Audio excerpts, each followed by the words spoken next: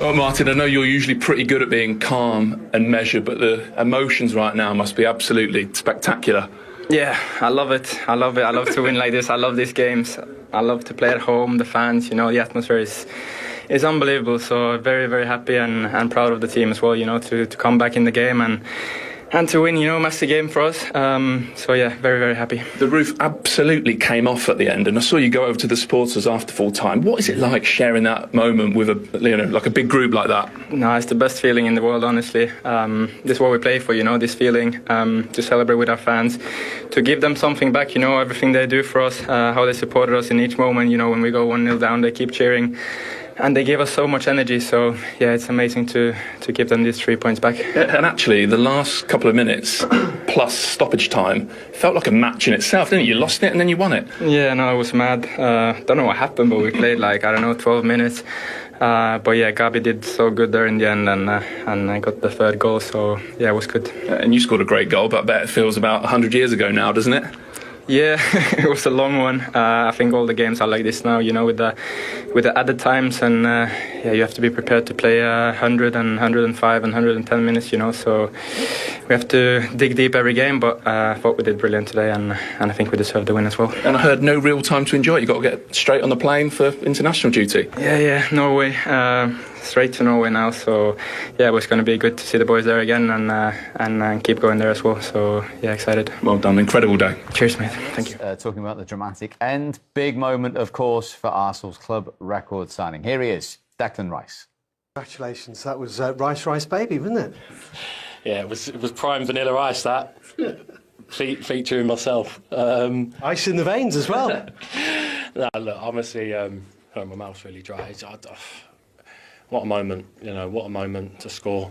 So many people told me that I'd score today. It's weird, like staff members and players had a funny feeling, and I was getting myself into good positions, but to finish that one off and get the 3 points, I think you can see the relief. I'm still recovering now. It was every bit an Arsenal-Manchester United game in terms of drama, big VAR decisions and everything. I think most people would feel that Arsenal deserved to win it. I'm sure you do.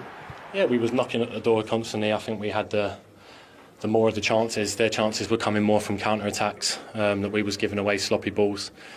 But in the end, I think we thoroughly deserved it. It would have been horrible to have conceded the goal Nacho one. So luckily enough, he was offside. But yeah, fine margins in football, and these games you need to be winning them. If you want to be competing at the top, this is what you got to keep doing. You got to keep probing, knocking at the door, keep going, and yeah, it's just such a special day. I think it was the 12th corner that, from which you scored. That's the thing. You got to keep going. You got to keep believing in what you're working on. Keep to the strategies, what the coaches are wanting us to do. And I think in the end, to bring the ball down and get a shot off like that and score. To be honest with you, it all happens in a split second. I'm honestly feel like my head's so clouded with things. It's going to take a moment to digest. But on the 12th corner to score, it was coming for sure. Have a look tonight. I think you'll enjoy it. He'll be on. He'll be on tonight. Don't worry about that. Thank you very much. Top man. Thank Appreciate you so it. much. Thanks a lot. Well played. Cheers. And it's taken away from you for some lines on and I still don't know if that offside, but we should examine everything. Don't worry. Looking forward to it. What another Premier League weekend we have witnessed for this season. Goodness me. We've played 39 games, incidentally. We are yet to see 1-0-0. No nil-nils yet in this season. And long may that continue. It all began, of course, with West Ham's win at the very first Premier League game at Kenilworth Road on Friday night. Then those 2-2 draws between Sheffield United and Everton, Brentford and Bournemouth. Five-star show from Spurs. Defeat for Chelsea at home to Forest. 5 for City as well. And Newcastle's third consecutive defeat away at Brighton. Earlier today, Palace beat Wolves by 3-2. Liverpool beat Villa by 3-0. And 3 goals for Arsenal and 3 points, having gone 1-0 down at home to Manchester United. So, of course, there is an international break now, 4 games into the season. Nice little screenshot for City fans, the only side with a 100% record. But Spurs, Liverpool, West Ham and now Arsenal have all started unbeaten with 10 points from 12. Burnley and Luton, the newly promoted teams who've only played 3 yet to register a point. Everton, Sheffield United and Bournemouth yet to register a victory, and Manchester United in the bottom half on 6 points. Yeah, his equaliser in the first half. It was some second half and very eventful ending. Before we see Declan Rice's big moment, well, I was going to say, can we clear up? Is it possible to clear up whether it was a corner to Arsenal? I think if we're going to be really nitpicking about it, that you look at it and obviously Martin's going to appeal for it, but I'm trying to see if you can see the trajectory of the ball, and if he's hit somebody, it would start spinning. And I can't see from there whether it can, but whether we can see it from there. But he's instantly. See, the ball looks like it's just moving, and you can't see no spin. And what would happen is that spin would, if it hits something, it just naturally puts top spin on it, and that's why we was thinking, well, you know, you're naturally going to appeal because you want to get the corner. So what are you saying? Was it a corner or not? It didn't seem like, I can't clear up whether it's a corner or not. Simple yes or no. Well, I can't see if it's a corner or not. I'm just trying to explain, Peter, why I don't think it is. There's no spin on the ball. So was it a corner? Yes or no? Yeah, probably yeah. Yeah, because you don't want to hear that. So I'm going to tell you what. We can't clear it up. How can you clear it up? You know, but they've given it, and it's the difference, isn't it? That's the margins. Difficult, right? Margin. They are so tight. The offside, is it offside? Is it not offside? What do you think about the corner? But my point is, you know, it's the little things that has this great influence on how the game turns. I personally don't think it's a corner, because I think you can, if it hits something, you can see it on the spin of the ball. You can see how it spins. If it hits Eriksen's leg, it's definitely going to have an impact on how the ball's flying. And the spin on it in the air. Michael? And it just looks like he gets under the ball here and, you know, just skies. But of course, he's claiming it. Yeah, that's pretty good play. We've got no way, from these pictures, we've got no way of being sure, have we? That's the bottom line. So Ødegaard did claim as soon as he hit it, but as the lad said, everyone claims, you know, when the ball goes, it's either a goal kick or a corner. So you say, got a ball, you know, and that's just a natural reaction. On those pictures, it's very, very difficult to say, but the only little hint is the ball. Yeah. And when you see the ball, it doesn't look like a deflected shot from the ball, but that's not conclusive evidence. So, next question is, Johnny Evans, was he fouled before Declan Rice scored? My instinctive reaction was, yes, he's definitely fouled. I would say, obviously, Riley was flying everywhere in the studio. I said, calm down, you know, it's going to be... it's cancelled out because it's a foul. But when we see it again, it's actually a foul the other way. Johnny Evans is actually putting... So you see that? It's the other way.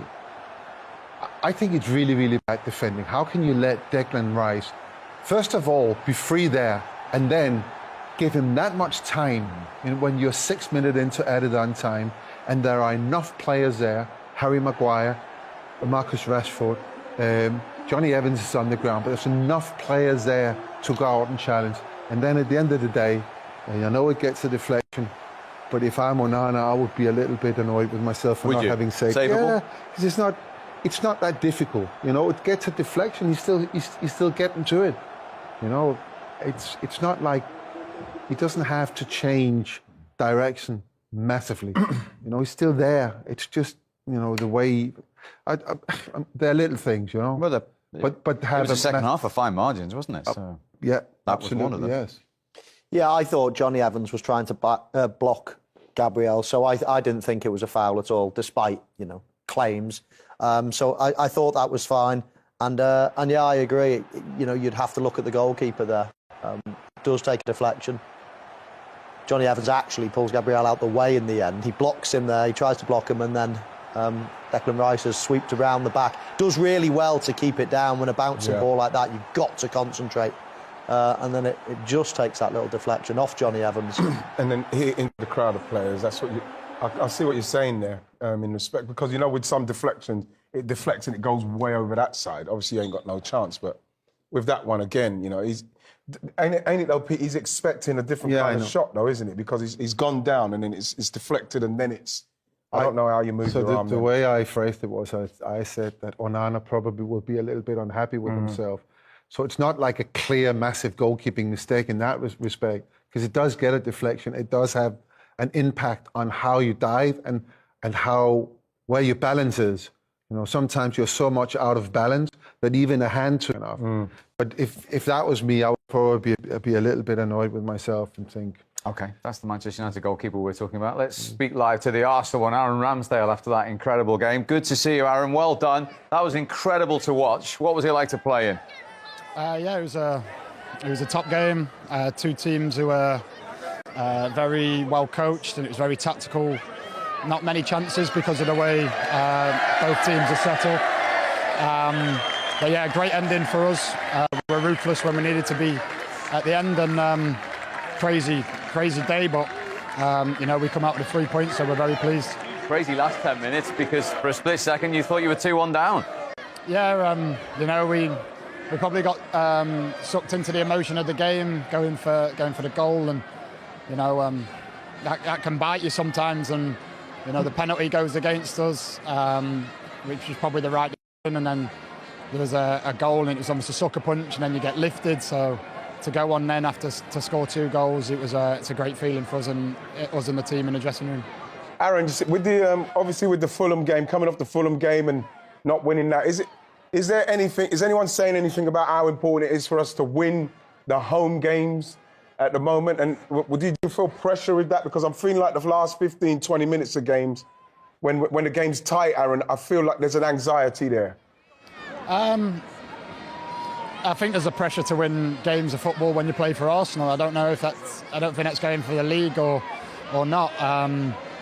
You know, I think as a young team we can get a little bit emotional with it, and when the fans are screaming us to score as they're willing us on to do, I think sometimes we get sucked into that, and we have to be a little bit calmer, especially us at the back, to control it.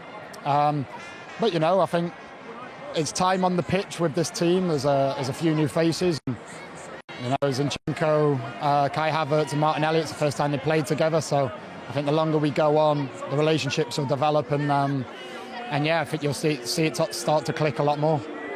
And Aaron, how important is it to go into an international break now? You get a little break on the back of a win. You know, it can be a long old international break if you don't pick up the 3 points. Yeah, exactly. I think it's huge.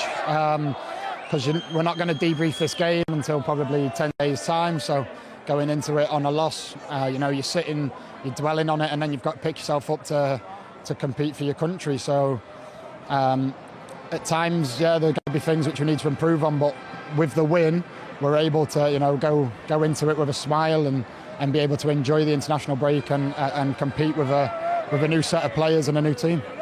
Really well done, Aaron. Thanks very much indeed for joining us. Thank you very much. Cheers. 1-1 at the break at the Emirates Stadium between Arsenal and Manchester United. They're always eventful. Sprung into life with those 2 goals. What have you made of it? Yeah. No, I thought Arsenal were the better side in the first half. And Manchester United struggled to play through the pitch. I think they ended up going long on a couple of occasions. It's not really what Erik ten Hag wants to do. He wants to play out from the back. And we've seen them counter-attacking to devastating effect over the years. And that's what they did when Kai Havertz made the mistake of a square pass. And that was their main sort of part that they played in that first half, Manchester United. It was a brilliant counter-attack, finished perfectly by Rashford. But in general, it's been Arsenal that have had control of the game. They have, and that's why you had the frustration in which the way Arsenal went behind. Yeah, because it's a mistake. And like I said at the start, Man United, you can't underestimate them simply because of the calibre and quality of player they got. So this is how Man United are playing. This is what they want. They want a counter-attack. It's a poor pass from Kai Havertz across the pitch. And once you get into this situation, you know Rashford wants to come in on the right foot. Somebody maybe should make that adjustment, but they don't make. And it's a brilliant goal. It's a great goal, you know, and exactly how you're believing that Manchester United are going to score a goal through a mistake from Arsenal, because up to this point they're in total control. And then the quality comes through now. Eriksen's great pass, Rashford's ability to come in on his right foot, and you know, even though he got a hand to it, it's a fantastic finish. So that's what you have to be careful of.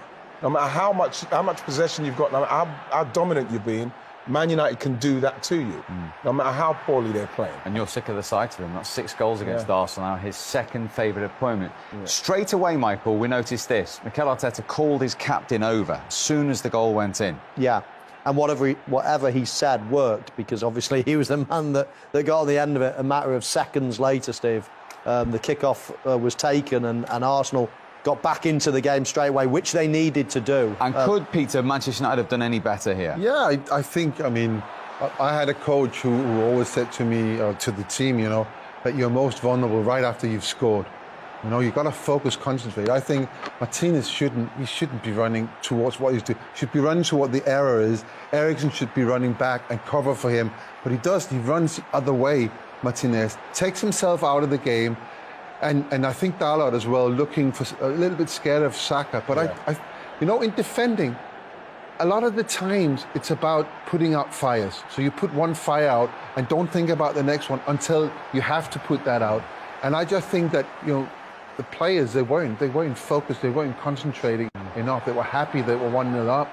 And when you're up against that level of quality, the touch on the left-hand side, the cross in, and of course the ball ending at the feet of Odegaard, who was a fantastic player, well, then you're going to be penalised. It's great quality from Arsenal's point of view, and it's interesting that we both analysed the goals scored from the opposite viewpoint to where the mistakes are. But both goals actually ooze of quality. The pass, the finishing, it's really good stuff. At 0-0, Kai Havertz, what happened? Yeah. You know something, you just want these kind of things to happen for him. He's obviously, with this, Steve, he's taking his eye off the ball. I'm thinking this is what he needs. You know what I mean? He needs to settle himself down. There's a lot of talk about him, but like, for me, it's a great touch, Pete. Mike, it's a great touch. Fantastic, sets him up really well. He's kind of just like, he's just slashed his foot at it instead of just watching it. Keep your foot on it. From where you are, anything on target, you probably score. And I think at the moment, that's how it's going for him. You know, it came off from Anthony Martial's hand to get to him, so I can't complain about that. But at the same time, it's the kind of chance that you hope he takes so as he can start to get himself going at Arsenal. You just don't see that, do you? Professional football is like simply missing the ball. If the ball's shooting across 100 mile an hour, then okay. But it was all calm, and there was a beautiful touch, and it was right in front of him, and he missed the ball. I mean, he missed the ball. You just don't see that. I think you said, didn't you? I haven't seen that in years. I haven't seen it for a long time. Yeah, I haven't seen it for a long time. And how do you miss the ball? Again, Mike, it's one of those that you're hoping for a new signing, somebody that, you know what I mean, Arsenal fans are still, we're waiting for it to happen for him. In this game, scoring that kind of goal kind of takes you to that place. So I'm just hoping that it can happen. He's struggling for confidence, isn't he? A little bit. Yep. Hello guys, welcome to my channel. Guys, जैसे कि आपको पता है, हमारा तो gaming का channel है और हम जो है आपके लिए गेम प्ले वीडियोस और इन्फॉर्मेशन वीडियोस बनाते। तो गेम प्ले वीडियोस तो हमने बहुत सारी बना दी। अब जो है हम गेम के बाहर जो इन्फॉर्मेशन है गेम का, जो कल भी हमने बताया था आपको, इसके बाद जो है और भी थोड़ा बहुत इन्फॉर्मेशन है अबाउट गेम। वाओ मूड के जो मैप्स के कोड्स थे वो भी जो है बाकी जो है वो रहते, तो वो भी आपको दिखाएंगे। इसके अलावा और भी कुछ है मेरे फेवरेट जो वाओ मैप्स है, जो कि मेरे फेवरेट में पड़े हुए और जो प्लेयर्स मैंने फॉलो किए हुए हैं, जैसे कि B2 के लाइव स्ट्रीम अच्छे मैप्स बनाता है। इसके अलावा और भी बहुत प्लेयर है जो कि अरबी है और जो कि मैप्स है जो कि मैं ज़्यादातर खेलता हूँ और उसमें ज़्यादा बंदे अलाइव होते हैं, तो वो भी उसका कोड भी आपको दिखाएंगे। इसके अलावा और भी लेविक वगैरह के इन्फॉर्मेशन, सन हॉक वगैरह सारी इन्फॉर्मेशन जो है वो हम आपको देंगे। तो जैसे कि आपको पता है, मोबाइल तो है मेरे हाथ में और ये जो है 12 बज रहे, तो अब जो है मैं व्हाट्सएप में थोड़ा बिजी था, तो अब जो है मैं ये गेम आपको नज़र आ रहा है। न्यू अपडेट में गेम भी इस तरह हो गया, तो अब जो है हम गेम लगाएंगे और उसके बाद जो है आपको इन्फॉर्मेशन देंगे। Thank you guys.